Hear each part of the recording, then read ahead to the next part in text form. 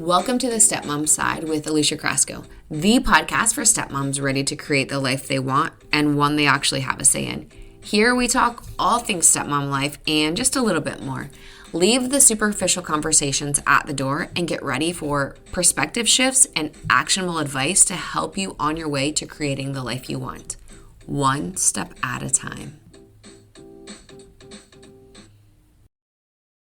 Hey, and welcome to this week's episode of the Stepmom Side podcast. This week's episode is kind of going to be like a bunch of different things, like a smorgasbord of stepmom tips, advice, perspectives, whatever you would like to call it. So I pulled Instagram, like, what would you like conversations on?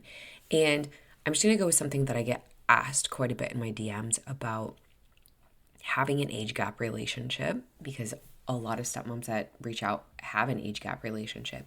And the number one question I get is, what do you feel, or what do you think, or do you ever get scared that you're going to die alone because your husband's so much older? So if you're new here, my husband's 16 years older. And this used to be something that bothered me a lot, like in our early years of dating, or not even dating, but like marriage. Like the reality set in, like, okay, we're married. What if he dies first? And presumably like 16 years before me, right? 'Cause logically speaking, logically thinking, he's probably going to die first, right? So I used to think, like, what if he does die first? Then what do I do? Like, I'm going to miss him like crazy, of course, but like, then what do I do? And then I kind of thought it through, and I'm like, you know what? Just because he's older doesn't mean he's going to die first. Something, God forbid, could happen to me like on a normal day. Could get into an accident. I'm not even going to list out the things and like put it out there, but there's so many different things that could happen to me. So do I get scared of him dying first? Yes and no. And like, this is like a weird thing, because sometimes I will be sitting and having lunch with him. We'll be having a conversation, and I'll be crazy about the guy. So I'm just like watching him. Like I'm an observer. Like, even though we've been married for so long, like I still just like watch him. Like I like that kind of thing. If you want to know more about my marriage, I'm kind of obsessed with my husband. But we'll be hanging out together or having lunch or having dinner together, and I'm just watching him. Like, I'm watching the way that his eyes crinkle when he smiles, or I'm watching his smile because I really like that. Or I'll just be like listening to him talk. And I will have this morbid thought of like, someday he's not going to be here. Or if he's holding me, or, we're hugging or whatever, and I'll just be like, someday he's not going to be here. And it does make me tear up, but the reality is also that one day I'm not going to be here either. So one day he's not going to be here, but one day I'm also not going to be here. And then like my daughter, not right now because she's only 4, will also probably have these same thoughts, like, one day my mom is not going to be here. So I know innately that just because he's older doesn't mean that he'll be gone first, if that makes sense. Like, it could also be me. So if you're in an age gap relationship and this is something that really bothers you, like, what if my partner dies first? And I know that sounds really cold to like say, like, just dies first. We can say, what if my partner passes before I do? Or what if something happens to them before something happens to me? However you want to phrase it, whatever you're most comfortable with. Just because they're older does not necessarily mean that something's going to happen to them first. Another question I get quite a bit is finances. Like, how do you guys manage finances? So I did a podcast interview with Bill Nelson about financial planning and all of that, and I kind of dove into this on that. But early on in our marriage, I was not at a good place. Like, let me just start there. I was not at a good place. I really was struggling with my stepmom role, my stepmom journey, what that looked like, what I could or couldn't do, what I could or couldn't say, who was coming, who was going. I felt like I was just helpless, like I was just here. And right or wrong, at that time in our relationship, I wanted absolutely nothing to do with being financially responsible for the kids. I moved into their house, and I didn't want to have any say in, I didn't want to have to participate in paying for this house, because this house isn't mine.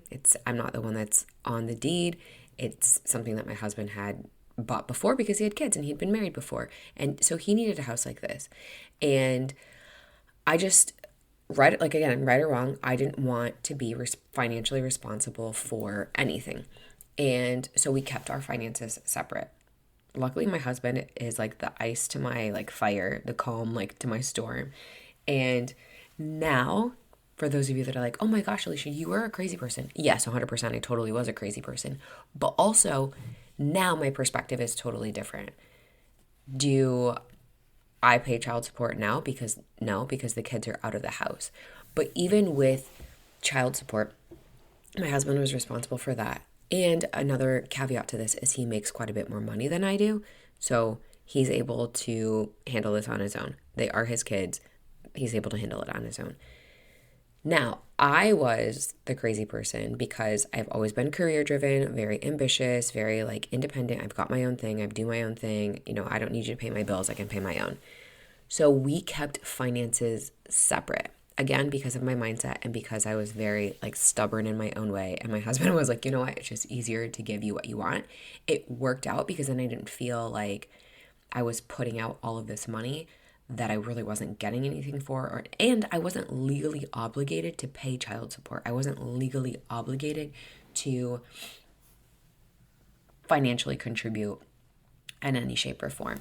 So there's that as far as like finances go. Now, what this looks like to you or for you and like your household might be very different than what it looks like for me or my household. Like maybe you do actually have to contribute. And I just want to go ahead and say this. I don't think that it should be 50-50. Like you do 50%, your partner does 50%. I think it should be a percentage depending on what you guys make. Let's say you've got somebody that makes $100,000 a year and then somebody else that's like the other person in your relationship, whether you're making $100,000 or your partner is, and then let's say that somebody else is making $50,000 a year. I don't think the person that's making $50,000 a year should be contributing 50% of what they're making when the person that makes $100,000 a year makes quite a bit more. It's a bigger chunk for the person that's making $50,000 a year. So I would do a percentage, whatever that looks like to you. You could do, maybe you do 25%, your partner does 75 or vice versa, depending on how it works. But there are different ways that you can navigate this without it being this crazy fight. And if it is a crazy fight, there's a lot of work that needs to be done. And I highly recommend that you go back and listen to the podcast episode number 8. That one was with Bill Nelson, and it's called Talking Financial Planning. When we talk about finances, we talk about will and estate planning, but that's definitely something that you want to have a conversation about. If you are struggling having this conversation, that means that you should probably be having this conversation. And look, money is such a weird thing to talk about depending on how you were brought up. And Bill kind of goes over this in the podcast episode that we're talking about. Like people of different backgrounds tend to like naturally attract to the other person.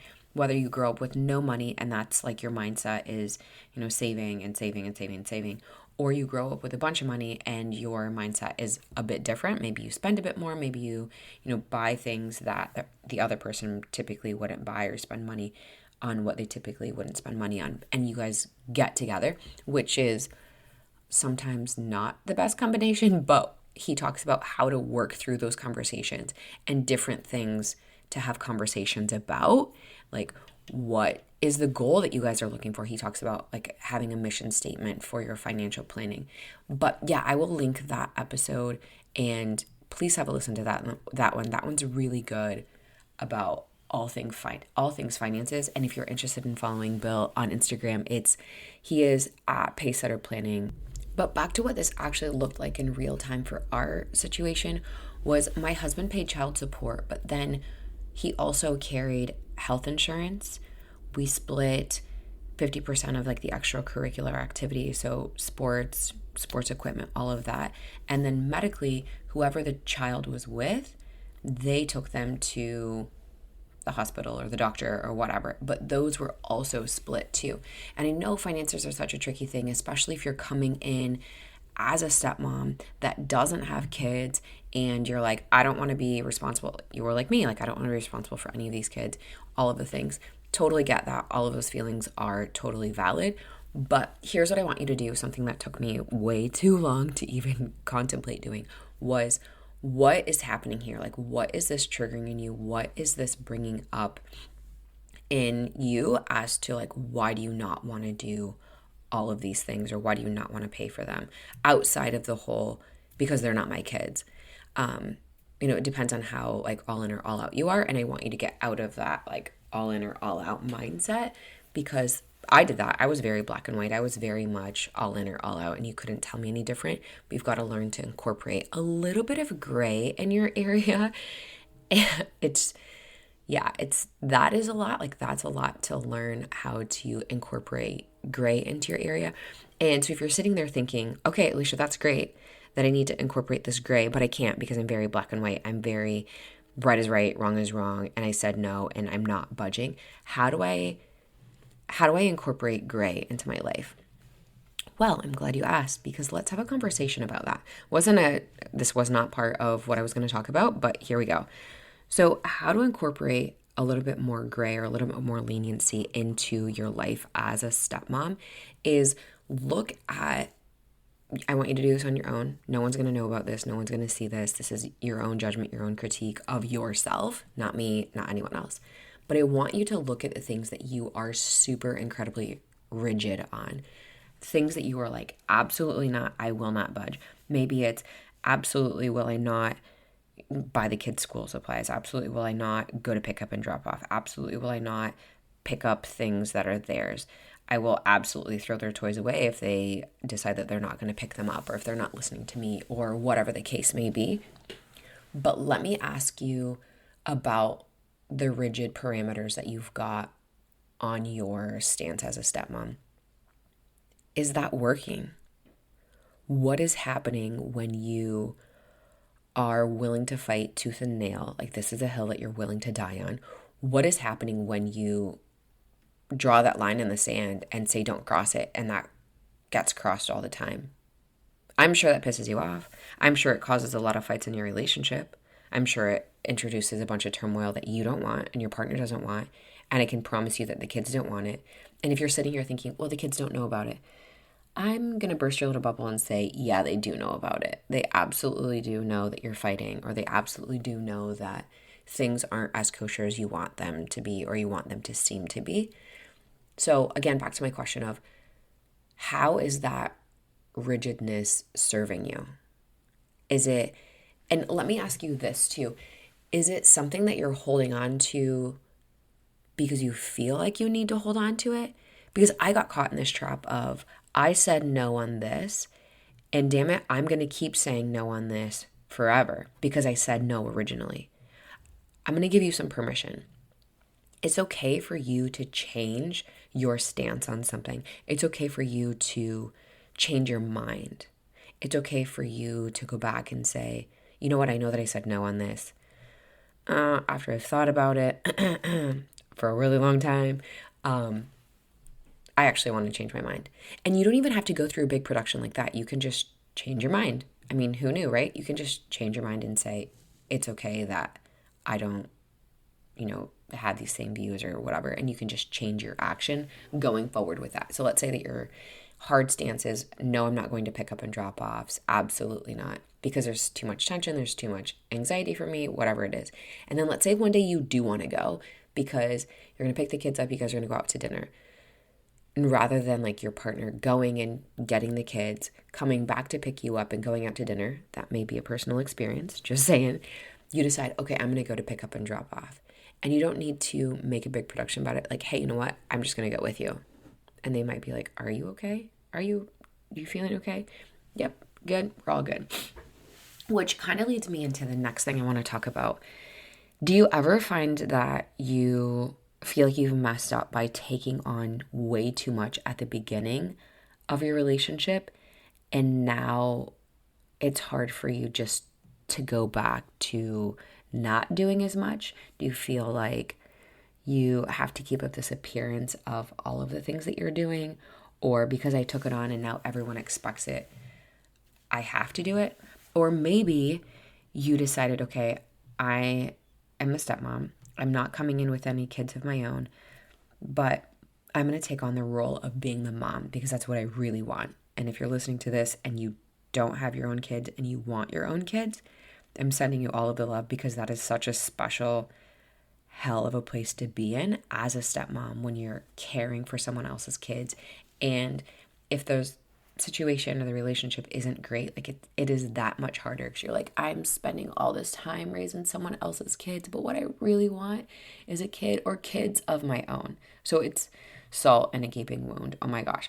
So you decide, I don't have kids of my own, but I really want my own kids. So I'm going to pretend that my stepkid is my kid or my stepkids are my kids. And I'm going to take on all of the things that a mom should do, even though you're a stepmom. And I've talked about this before, and this is such a touchy subject when I talk to stepmoms that claim their stepkids as their kids. So I want to talk about this.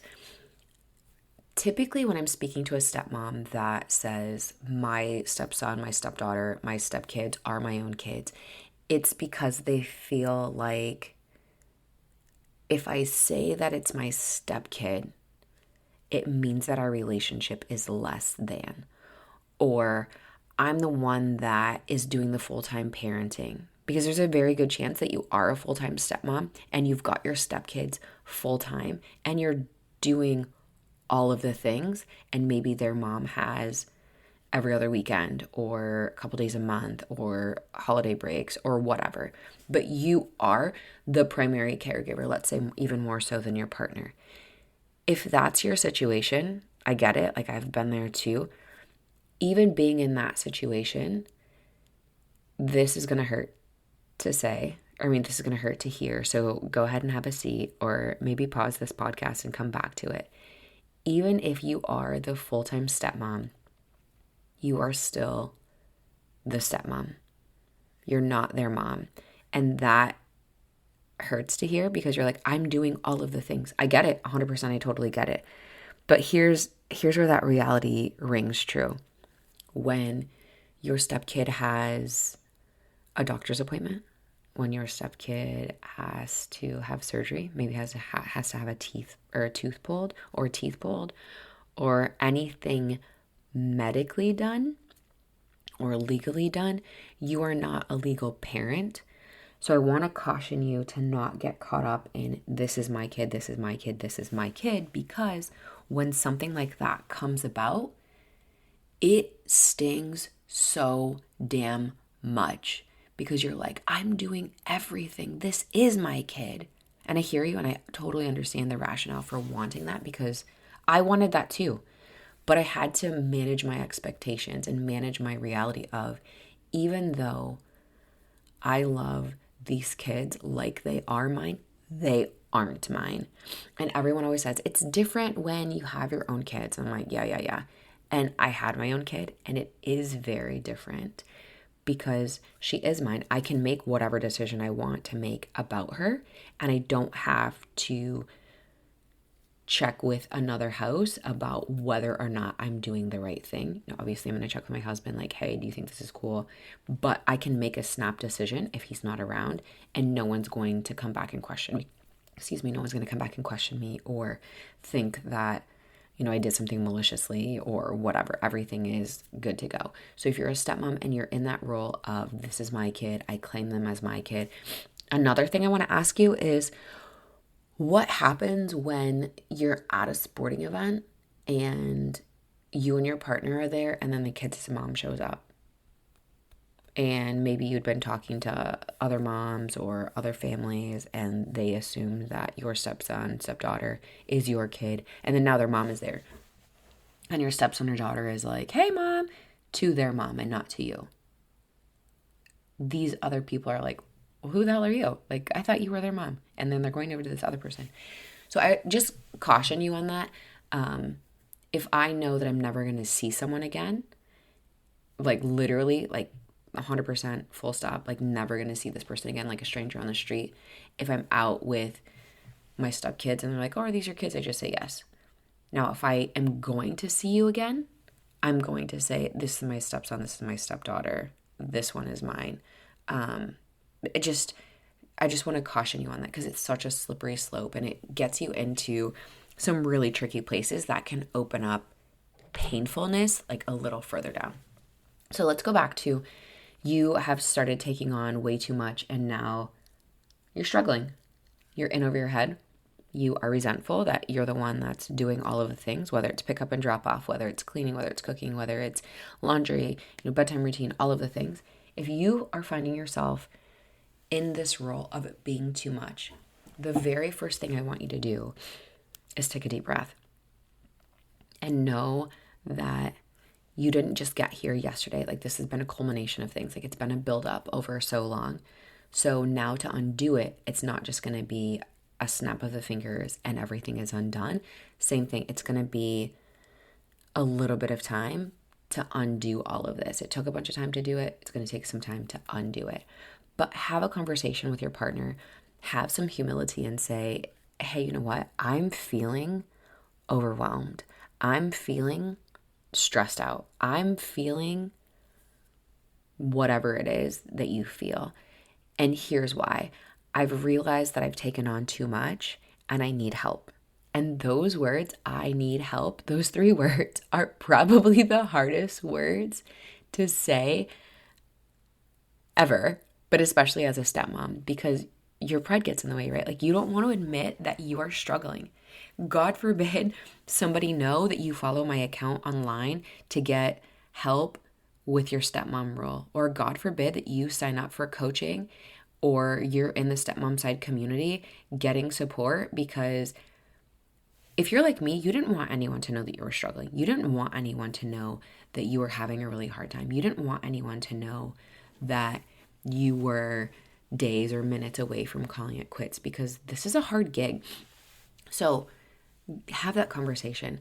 Hey, I'm struggling. I'm overwhelmed. I'm stressed out. I'm all of the things. Or, hey, I've got this big project coming at work.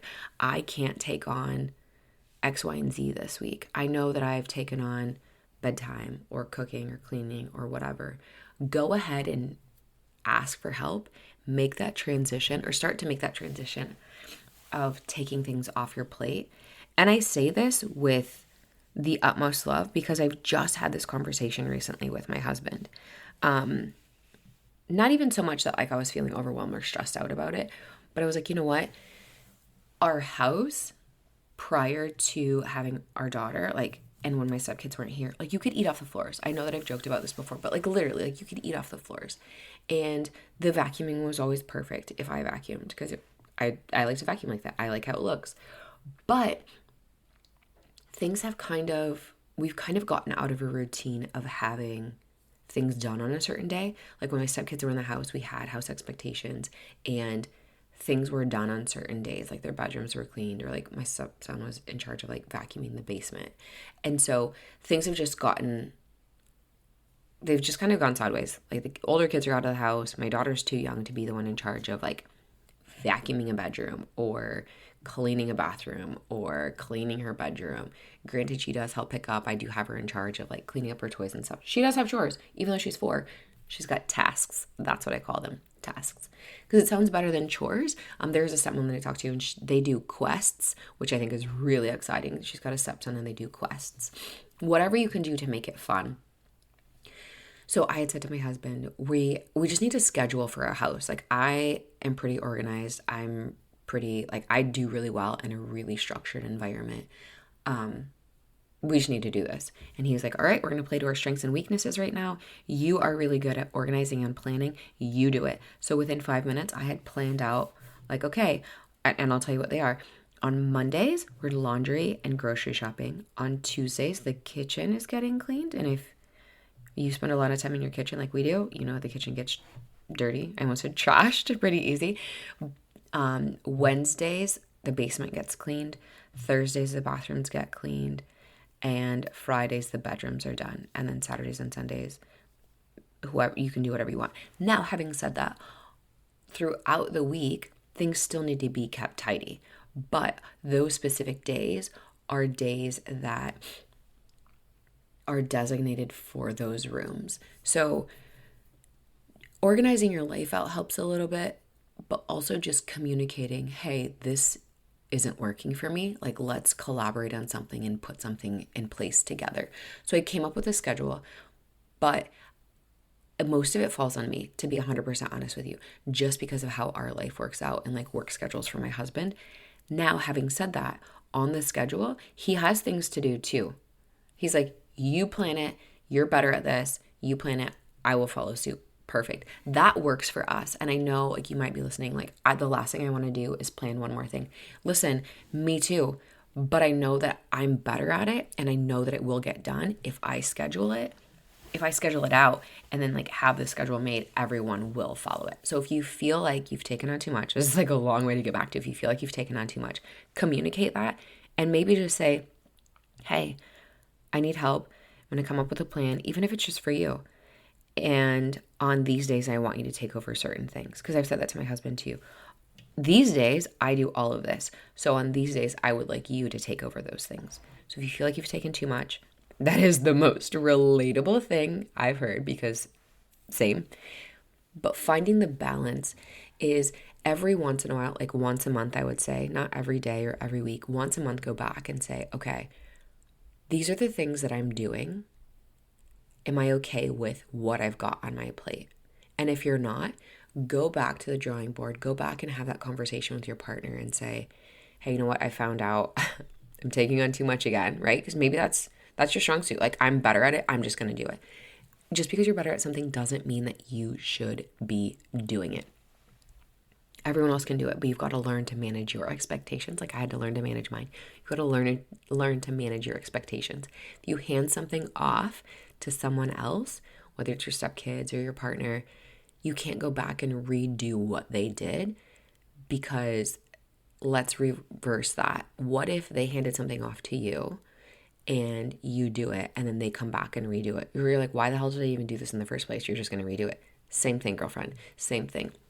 So if you're struggling, please ask for help from your partner. Please ask for help. Another question I get is, how do I get my husband to understand that being a stepmom is hard? This one is really tricky. And then also why some things seem to make me mad when they don't really seem like that big of a deal to him. So one way that I could articulate this to you, because I had to do this too, because I didn't understand why things would really like royally piss me off. And he'd be like, whatever, like it's not that big of a deal. Or I'm like, it is a big deal. The sky is falling. But here's the thing. These kids are your partner's kids. They have had them since they were born. Or if they're adopted, they've had them since whenever they were adopted. And they know what comes with having kids. So let's say last minute schedule change, because that's like the stickiest point as a stepmom. So last minute schedule changes. They might be excited for a last minute schedule change because they get to see their kids. Where you, on the other hand, are not excited about it at all because you're like, yes, I'm going to have like freedom at my house. I'm going to be able to, hang out with my bra off, or not completely topless, but like take my bra off at the end of the day, where maybe you don't do that if your stepkids are around. Or I'm just going to be able to like watch what I want to watch on TV and I don't want to be in charge of dinner or snacks or all of the things. Where your partner actually might like that. And that's where it's tricky because this takes like two sides. Understanding that something that might really upset you is something that your partner likes. Like that, like it might really upset you that the kids are coming over because maybe you just had like a hellacious week at work and you just want to stare at a wall and now you can't because the kids are going to be running through the house. But your partner's excited that he gets to see the kids or she gets to see the kids. But then same thing. Maybe you're really excited that now you have a holiday and it's just going to be the two of you. And now you're excited. Yes, it's just going to be the two of us. But your partner is upset because the kids aren't going to be there. So it goes both ways. So I just want to caution you on that. Like, be mindful of this. And you can have a conversation and say just what I just said. Hey, I know that you're really excited about the kids coming over because of this last minute schedule change or whatever happened. I'm struggling because I had a stressful week at work, or it was stressful when they were here. So I just need a break. That is okay. Again, it goes back to if you're struggling, make sure that you're vocalizing that. And in this situation, you're not necessarily asking for help. You're just saying, hey, I'm struggling because the kids are going to be here. What I really wanted was some downtime. So maybe you create a kid-free zone in your house. And if you have not done this, oh my gosh, do I recommend this so much. We did this, I would say maybe like 2 or 3 years into our marriage. No, it may be into dating. I don't even remember, but I definitely needed it. It was just a space where I could go in our house knowing that like the kids couldn't go there. So ours was like our bedroom, bathroom, and suite, like just knowing that I could go in there and no one could come in. But I had to set up this dynamic of, if you're coming into our bedroom, you need to knock. Because remember, I moved into their house. So the kids had free reign of the house. They could go wherever they wanted. Where I struggled with that. And I was like, hey, I just need a space where I can go and be me and just check out or read a book or do my nails. Whatever I could do under the guise of like just getting away. So if you don't have a kid-free area, definitely set that up. So then if all of a sudden there's a last minute schedule change and the kids are coming over, you've got a place where you can go to scroll social media. You can go and light a candle. You can go and read a book. You can go and talk to a girlfriend. You can go and just let out that breath that you've been holding in for a really long time, because I know what that's like too. Like, it's hard to keep it together and then knowing like, okay, I only have to keep it together for the next 3 hours until the kids are gone. And then I'm going to be able to do whatever I want. And then all of a sudden there's a last minute schedule change and now the kids are spending the night and they're not leaving, and you still have to keep it together even though you're really struggling. And going back to like, how do I get my husband to understand that being a stepmom is hard? Another thing that is really hard, going back to like the kid part of it, is if you're raising someone else's kids, when deep inside of you there's this yearning for a kid of your own or kids of your own, that is hard for your partner to understand because they have a kid. So it's kind of like, well, what is my kid, like chopped liver? Not really.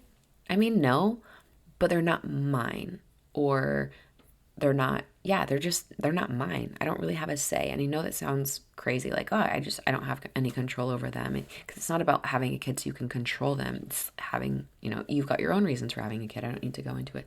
But that makes it hard. So helping them understand, like, what is hard and why that's hard. And if you're like, I'm having a hard time and I'm struggling with this, but I don't know why, talk to me, reach out to me.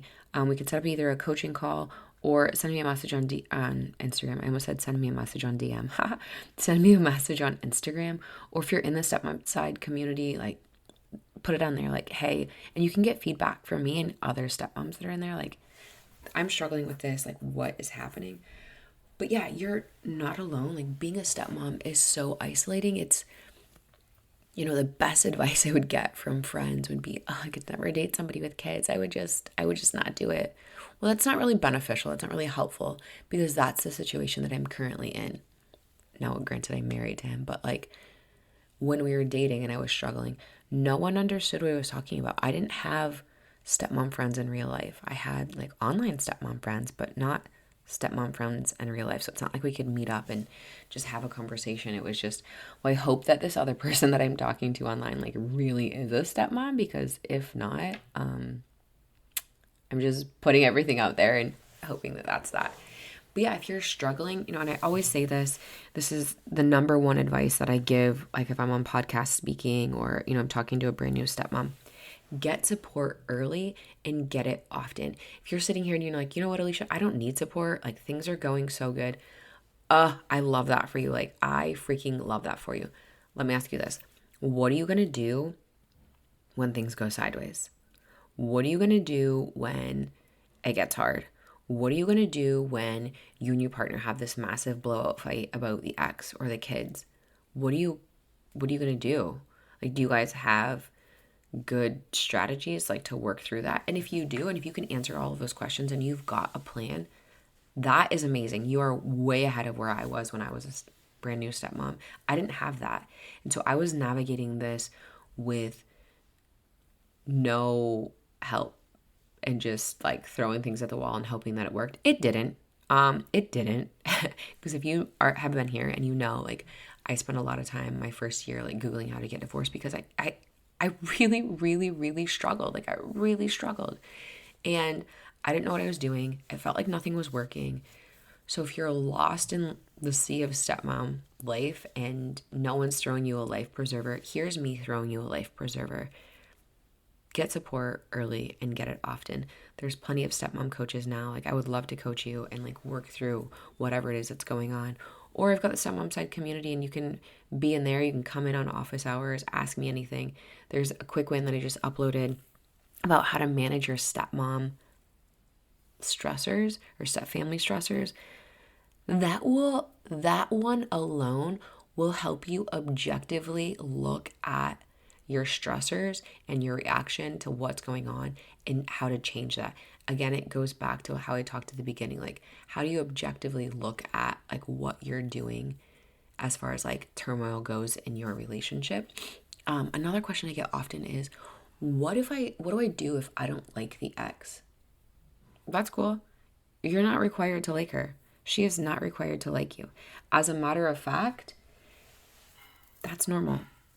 Completely normal that you guys don't get along or you feel like you're in this competition with her and you don't want to be in this competition. Totally understand that you don't want to be in this competition. I didn't want to be in the competition, but it feels like you are placed in this competition. And here's what I'm going to tell you. You have the power to decide that you are not going to compete in this competition.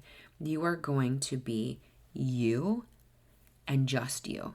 Not you as the stepmom, not you as your partner's partner or your partner's wife or whatever the case may be. Just you. You're just going to be you. You're going to show up however it is that you want to show up.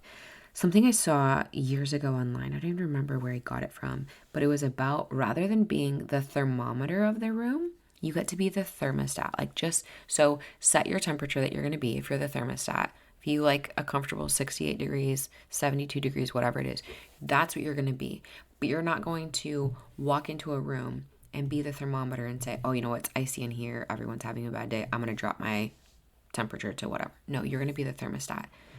So it's getting to be confident like in yourself and understanding that your life outside of a stepmom is just as important as your life as a stepmom. You know what? I'm going to go on the record and say this. Your life outside of being a stepmom is actually more important because if you're doing the things that you like or you enjoy or you love, you're going to show up better, happier, more fulfilled, more refreshed in your life as a stepmom. That doesn't mean that you have to like being a stepmom. That doesn't mean that you have to like the ex. Hell, it doesn't even mean you have to like the kids because that's another question I get. Like, what if I don't like the kids? That's okay. You don't have to like the kids either. You need to be respectful. You need to be cordial. You guys don't have to be best friends. So if you've got an ex that you don't like, or your partner's ex, let's do that, your partner's ex that you don't like, that's okay. That's completely normal. And if you don't want to engage with the ex, again, totally okay, totally normal. You're not legally required to because you are not the parent. This isn't your ex. These aren't your kids. But if it works better for you to be the one to communicate, that's great too. And maybe right now that's not in the cards for you. Maybe right now she's blocked. Maybe right now you don't communicate. Maybe right now you don't go to pick up and drop offs. Maybe right now you guys have never spoken to each other. Maybe you've never even met her and it's been years. That is okay. I want you to give yourself grace. Let me ask you this. If I came to you and I said, hey, you know what? I'm really struggling with my husband's ex-wife. We don't like each other. We don't get along. What would you say to me? Would you say, Alicia, you need to be friends with her? You need to like her? That is your stepkids' mom. No, you wouldn't say that. What would you say? Like, what was the first thing that came to mind when I asked you that?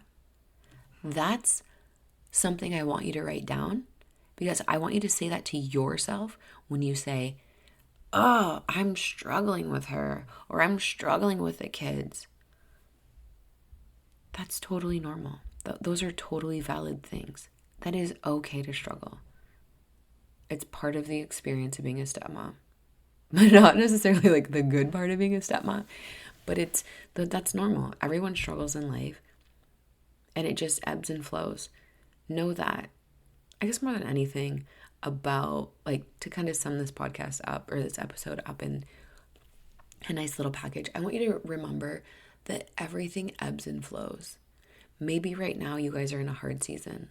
It's not going to be like this forever. Maybe right now you're counting down the days until your stepkids are out of the house. That's okay. I did that too, but it's okay. Maybe right now you're in a really great part of your stepfamily life. That's okay too. But everything ebbs and flows. So take the good with the bad. When things aren't going well, make sure that you've got a plan for how to work through that, or you've got support for how to work through that. Everything ebbs and flows. So as you know, I live online on Instagram. That's my platform of choice. I'm just at Alicia Krasko. You can find all things about me at aliciakrasko.com. So if you are struggling in your role as a stepmom, please come find me. Let's have a conversation. Let's chat about what's going on. What can you do to work through things? Which I think is the crazy thing about being a stepmom, right? You're like, I'm getting coaching. I'm getting support for people that should be getting support. Or I'm in therapy for people that should be getting therapy. What the hell? This isn't about them. This isn't about what everyone else is doing wrong. This is about you. Do you want to live your life in this constant turmoil or in this constant stressor of a whatever? No, you don't. So you're like, you know what?